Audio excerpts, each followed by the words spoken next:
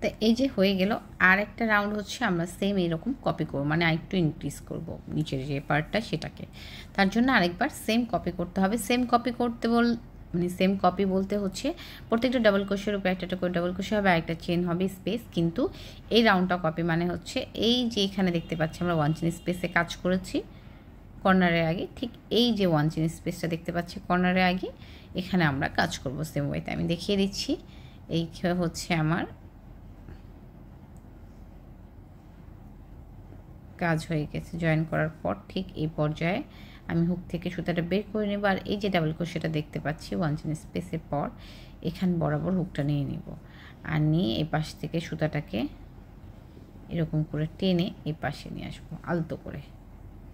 Finishing ভালো দেখানোর একটা ব্যাপার আছে। এরপরে হচ্ছে আমি কি করব, এই সামনের দিক থেকে হুকটা, আর এখানে সুতাটা কিন্তু আর বাড়ানো যাবে না, ঠিক এইভাবে করেই স্টিচের মধ্যে হুকটা নেব, সুতাটাকে টেনে নেব এই পাশে এবং একটা সিঙ্গেল ক্রোশে করে নেব, সাথে একটা চেন। এই হয়ে গেল আমার ডাবল ক্রোশে। তারপর আরও একটা চেন করে নেব 1 চেন স্পেসের জন্য, এবং পরবর্তী ডাবল ক্রোশের উপরে গিয়ে আমি একটা ডাবল ক্রোশে করে ফেলব। একটা চেন করব, ডাবল ক্রোশের উপরে গিয়ে একটা ডাবল ক্রোশে করে নেব, একটা চেন করব, ডাবল ক্রোশে, একটা চেন, ডাবল ক্রোশে, একটা চেন। আর এই যে দেখেন কর্নার কিন্তু এইদিকে এখনও আসেনি, ডাবল ক্রোশে, চেন। এখন হচ্ছে এই যে কর্নারটা চলে আসছে আমাদের পাফ স্টিচের, তার আগে হচ্ছে একটা ডাবল ক্রোশে রয়েছে, এবং এই তার আগে একটা 1 চেন স্পেস। এদিকটাতে গিয়ে আমি একটা ডাবল ক্রোশে করে নেব এই রাউন্ডটাতে। এরপর একটা চেন করব এবং ডাবল ক্রোশের উপরে গিয়ে একটা ডাবল ক্রোশে করে নেব, একটা চেন করব, এবং এই যে পাফ স্টিচ দেখতে পাচ্ছেন তার মধ্যে যে 2 চেন স্পেস আছে ঠিক এই বরাবর হুকটা নেব এবং একটা পাফ স্টিচ করে নেব। দুইবার সুতা পেঁচিয়ে নিয়ে হুকের মধ্যে পাফ স্টিচটা তৈরি করব। 1 2 দুইটা চেন করব, পুনরায় আরও একটা পাফ স্টিচ করে নেব।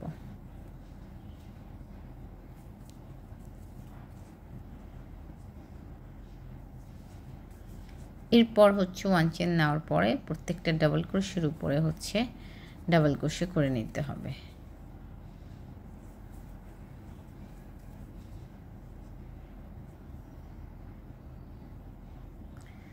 এরকম করে আমি কি করব, রাউন্ডটা শেষ করে আপনাদেরকে দেখাবো কোথায় কি করেছি।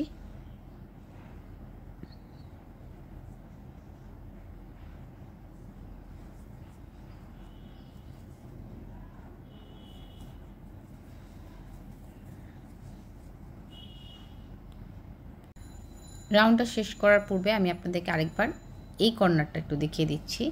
এই দেখেন প্রত্যেকটা ডাবল ক্রোশের উপর একটা একটা করে ডাবল ক্রোশে একটা চেন করব। এই 1 চেন স্পেসে কিন্তু কোনো কাজ হবে না, সরাসরি ডাবল ক্রোশের উপরে আমি একটা কাজ করে নেব এবং একটা চেন করে নেব। এরপর সরাসরি 2 চেন স্পেসে গিয়ে পাফ স্টিচ তৈরি করে নেব। দুইবার সুতা পেঁচিয়ে নিয়ে হুকের মধ্যে পাফ স্টিচটা করব আমরা। তো এই হয়ে গেল। তারপর 2টা চেন করে নেব এবং আরও একবার পাফ স্টিচ করে নেব।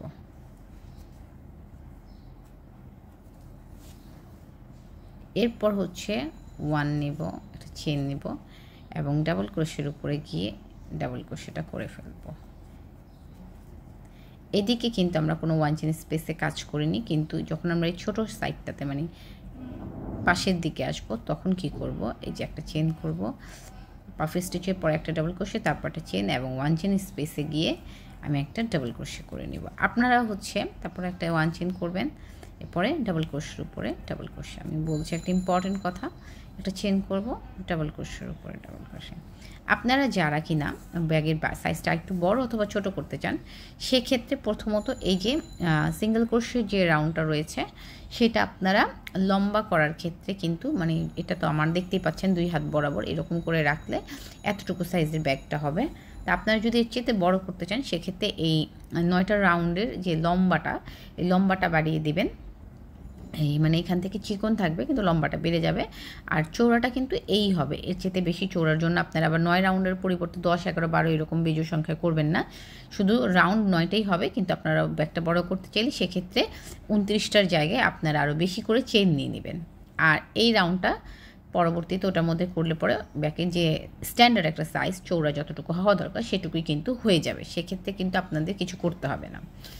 তো এই হয়ে গেল আমার রাউন্ডটা সাইডগুলো। এখন আমি রাউন্ডটা শেষ করে নিব। এই রাউন্ডের একদম শেষের দিকে চলে এসেছি। তো এই যে দেখেন পাফ স্টিচও করে নিয়েছি, জয়েন্টটা করব এখন শুধু। তো জয়েন্টটা করার জন্য কী করবো, আমি একটা চেন করে নিব। তার আগে আমি আপনাদেরকে এই যে ডাবল ক্রোশেটা খুলে দেখাই, কারণ এখানে একটা ইম্পর্টেন্ট বিষয় আছে। সেটা হচ্ছে আমরা এই জায়গাটা থেকে কিন্তু কাজ শুরু করেছিলাম। কি করেছিলাম, একটা ফেক স্টিচ তৈরি করে এই পাশে চলে এসেছিলাম ফিনিশিংয়ের জন্য। তো এখন এই দিকটাতে আপনি কোন জায়গাটাতে ডাবল ক্রোশেটা করবেন, এটা একটা ইম্পর্টেন্ট ব্যাপার। ধরেন এই যে 1 চেন স্পেসে কাজ করার পর আপনার কাছে মনে হবে যে এই স্টিচটাতে কাজ করি ডাবল ক্রোশে করে, কিন্তু এটাতে কাজ করবেন না। কাজ করবেন হচ্ছে এর আগের রাউন্ডে, খেয়াল করবেন সিঙ্গেল ক্রোশে পরবর্তী যে চেনটা রয়েছে চেন বরাবর আমরা হুকটা নিয়ে নেব এবার, এবং এই পাশ থেকে সুতাটা তুলে নিয়ে এসে একটা ডাবল ক্রোশে করে নেব। এতে করে ফিনিশিংটা কিন্তু খুবই সুন্দর আসবে। তারপর আমি একটা চেন করে নেব এবং এই সিঙ্গেল ক্রোশে পরবর্তী 1 চেন রয়েছে, এই চেনটার মধ্যে হুকটা নিয়ে এই পাশ থেকে সুতাটা তুলে নেব আর একটা স্লিপ স্টিচ করে নেব। আর যারা কিনা পার্ট 1 এবং 2 এখনও দেখতে পারেননি, এটা খুঁজে বেড়াচ্ছেন, তারা আমার ভিডিওর নিচে ঠিক ডেসক্রিপশন বক্সে, মানে ডেসক্রিপশন লেখা একটা অপশন আছে, মোর অপশনে ক্লিক করলে ডেসক্রিপশন পাবেন, সেখানে গিয়ে হচ্ছে লিঙ্কটা পেয়ে যাবেন।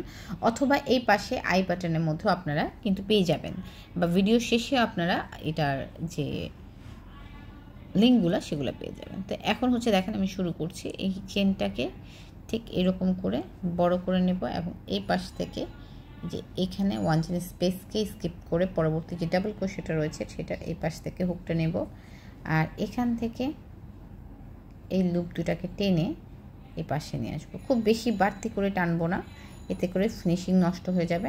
এখন ঠিক এই যে এই পর্যায়ে খুব বাড়তি করব না, যেন আমাদের খুব সুবিধা হয়, এর জন্য বাড়তি করব, তাহলে কিন্তু নষ্ট হয়ে যাবে।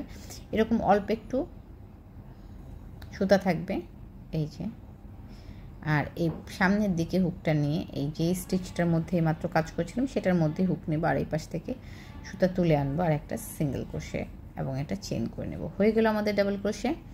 একটা চেন করব এবং পরবর্তী ডাবল ক্রোশের উপরে গিয়ে একটা ডাবল ক্রোশে করে নেব। একটা চেন করব, ডাবল ক্রোশের উপরে একটা ডাবল ক্রোশে করব, চেন করব,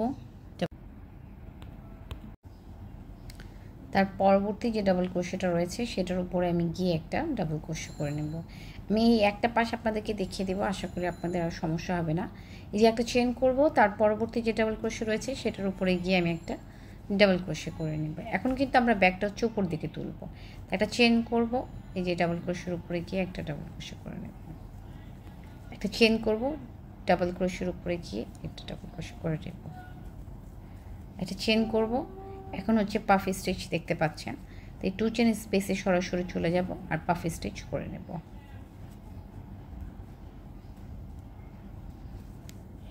এরপর একটা চেন করব, আরও একটা চেন করব, 2টা চেন করে নিলাম কর্নারের জন্য, এবং এই যে দিকটাতে সেম স্পেসে পাফ স্টিচ করে নেব।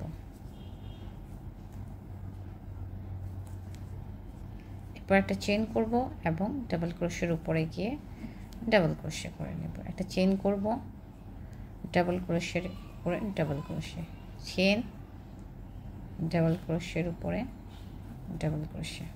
এই যে দেখেন এই একটা কর্নার করলাম, আপনাদের আর বুঝতে সমস্যা হওয়ার কথা না। এই পাশে প্রত্যেকটা ডাবল ক্রোশের উপর একটা করে ডাবল ক্রোশে এবং কর্নারে এই যে পাফ স্টিচের উপর পাফ স্টিচ এবং প্রত্যেকটা ডাবল ক্রোশের উপর double crochet. Part 3 second round আমরা দেখতে পাচ্ছি, অথবা যদি শুরু থেকে সিরিয়াল অনুযায়ী গুণে আসেন তাহলে 9 এবং 10, 11, 12, 13 নম্বর রাউন্ড, ঠিক আছে। তো এইরকম করে এই থার্ড পার্টের শুরুর দিকে আমরা কি করছি, কোনো ঘর ইনক্রিজ করব না। এর আগের 2টা রাউন্ডে কিন্তু আমরা ঘর ইনক্রিজ করেছি, হ্যাঁ। যে দেখতেই পাচ্ছেন এখানে 1 ইঞ্চি স্পেসগুলোতে কাজ করে একটা একটা করে ঘর বাড়িয়েছি। কিন্তু এই রাউন্ডে আমরা কোনো রকম ঘর বাড়াবো না, প্রত্যেকটা ডাবল ক্রোশের উপর একটা করে ডাবল ক্রোশে করব আর একটা 1 চেন স্পেস দিব এবং পাফ স্টিচের ঘরগুলো মানে 2 চেন স্পেসে গিয়ে 2টা করে পাফ স্টিচ করব। বাস এইরকম করে আমরা টোটাল হচ্ছে 11টা রাউন্ড উপরের দিকে তুলব, মানে হচ্ছে 11টা রাউন্ড করব। এখন একটা রাউন্ড করছি, তার পরবর্তীতে আরও 10টা রাউন্ড করব। তো টোটাল 11টা রাউন্ড আমরা এই সেম ওয়েতে করে যাব এবং এইভাবে করে করার পরে আমি আপনাদেরকে দেখাচ্ছি ঠিক কীভাবে আমাদের কতটুকু ব্যাগের সাইজটা হচ্ছে এবং কি করতে হবে। আমার হচ্ছে 14টা রাউন্ড কমপ্লিট হয়ে গেছে, মানে হচ্ছে টোটাল 11টা রাউন্ড করেছি এই ডিজাইনটার। হ্যাঁ, যেটা হচ্ছে একটা ঘরও বাড়ে বা কমে নেই। আর তার আগে হচ্ছে এই যে এখান থেকে যদি এই নিচের পার্টটা বাদ দিয়ে আমরা রাউন্ড হিসাব করি, মানে এইটুকু পার্ট বাদ দিয়ে, তাহলে 1 2 3 3টা রাউন্ড করেছিলাম, যেটাতে ইনক্রিজ ছিল। তারপরের 11টা রাউন্ডে কিন্তু কোনো রকম ইনক্রিজ নেই। যে দেখেন 1 2 3 4 5 6 7 8 9 10 11, এই 11টা রাউন্ডে কোনো রকম ইনক্রিজ নেই। কিন্তু তার আগের রাউন্ডে যদি একটু খেয়াল করে দেখবেন তাহলে দেখেন এই যে এদিকটাতে কিন্তু ইনক্রিজ আছে, এই যে এইখানটাতে দেখেন এই যে এই রাউন্ডটা থেকে কোনো রকম ইনক্রিজ নাই। কিন্তু এর আগের রাউন্ডটাতে এই যে ডাবল ক্রোশের উপর ডাবল ক্রোশে ছিল, এখানেও ডাবল ক্রোশের উপর ডাবল ক্রোশে ছিল, কিন্তু এখানে 1 চেন স্পেসে একটা ডাবল ক্রোশে ছিল, যেটা পরবর্তীতে আর আমরা করি নাই। তা আপনি যদি এখন এই ব্যাগটা আমার এতটুকু হয়েছে, এই যে এইটুকু, হ্যাঁ দেখতে পাচ্ছেন এই 5 5 10 আঙ্গুল সমান এরকম হয়েছে। আপনি যদি আরও বড় করতে চান সেক্ষেত্রে হচ্ছে আপনি এই 11 জায়গায় 14 15 আরও বেশি করে লাইন করতে পারেন এটা ডেপথ বাড়ানোর জন্য। কিন্তু আমি হচ্ছে এটুকুই রাখবো। এরপর আমি এটাকে কি করব, এখন এই পাশটায় যে মুখের এই পাশটাকে একটু ডিক্রিজ করব, মানে চাপাবো, এই দিকটা একটু চাপবে। তো এর জন্য আমরা যেটা করব, রাউন্ডটা কিন্তু সেম থাকবে, শুধু আমরা ঘর কমাবো, সেটা হচ্ছে আমি পরবর্তী পার্টে আপনাদেরকে দেখিয়ে দিব। তো এই পর্যন্ত হচ্ছে আপনারা কি করতে পারেন, এটা যদি আরেকটু বড় করতে চান সেক্ষেত্রে এই যেমন এই পোর্শনটা যদি একটু বড় করতে চান চৌড়ায়, সেক্ষেত্রে হচ্ছে আপনারা এই 29টার জায়গায় আরও বেশি করে চেন নিয়ে নেবেন। আর হচ্ছে এই পাশটা যদি লম্বায় এরকম আর একটু উপর দিকে তুলতে চান ব্যাগটা, সেক্ষেত্রে 11টা রাউন্ডের জায়গায় আপনারা হচ্ছে 15 20 যে কটা মন চায় আপনারা নিজেদের মনের মতো করে কিন্তু রাউন্ডটা বড় করে নিতে পারবেন। তা আমি এই পর্যন্তই রাখবো। আমি একটা মিনি সাইজের ব্যাগ বানাবো, যেটা হচ্ছে পার্স টার্স বা মোবাইল ক্যারি করা যায় খুব ছোট করে, খুব বড় ব্যাগ নিব না, পার্টি ব্যাগ বলতে পারেন এগুলাকে। এই ছোটো সাইজের ব্যাগটা আমি তৈরি করব। তো এর পরের রাউন্ডটা এর পরের পর্বতে আপনারা দেখতে পারবেন। তার জন্য অবশ্যই চ্যানেলটা সাবস্ক্রাইব করে পাশে থাকা বেল আইকনটা ক্লিক করে রাখতে হবে। ধন্যবাদ সবাইকে।